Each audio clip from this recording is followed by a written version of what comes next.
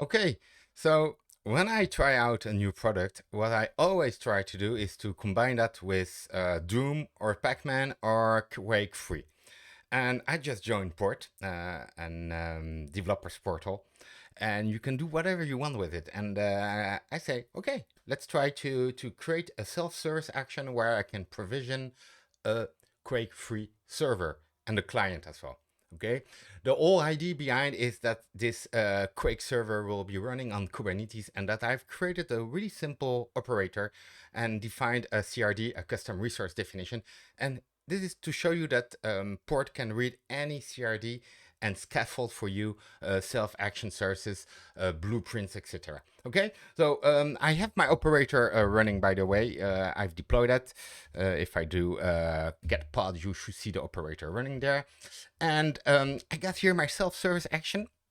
Okay, so I decided to expose only what I want, and in this case, when I create a new a server, I want to give it a name. So let me call this live Quake server, for instance. Then I can choose which maps I want to play. Okay, by default, there's a key free DM7.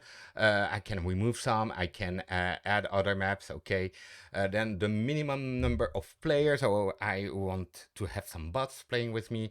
Let's go for 6 players minimum, and the time limit. So 15 minutes. That seems pretty okay. And I will hit execute here, and that will call a GitHub action that will apply a custom resource, a Quake resource, okay, on my Kubernetes cluster. And then I should be able to play Quake. Let's go. So let's execute that. Let's make sure that here on this side, I got an action that is getting started. Should be happen. There we go. Okay, so everything, all the magic is happening here.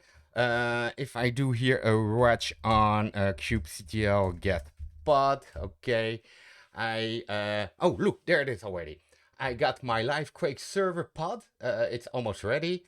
Okay, and in a few seconds it should be ready and run. He has probably to download the container of the game. There are two containers, one for the backend and one for the client part. Okay, so in a few seconds it should be good. What we also can check here is if I do a kubectl get a service. Okay, there we go. I got a live Quake server here with a public IP. Okay, whoa, running on port 8080. Okay, that is cool. Let's make sure that my pod is ready. Let me see. Yeah, the pod is ready. Awesome. Cool. And let's go back here. So I provisioned my service. And if I go to my catalog and look at this, if I check for a Quake service, I got one here. And I think even I'm able to go on this one here. And I should have a link here. If I click this link, oh, look at this. So let me give it name CB. I accept the agreement, and that will download Quake Free, the demo. Okay, and applying the settings that I had. And oh, look, there I am. I can play Quake Free. And I should have 6 players. Yeah, like I have. Okay. 15 minutes.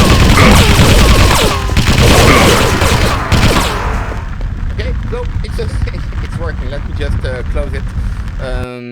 I was able to create a self-service action to so to have a Quake server, and it's all based on CRDs. Again, that's the point. Here, I made some fun, but basically any CRD can be turned into a self-action. You link that to the GitHub action that you want, and yeah, you can do awesome stuff.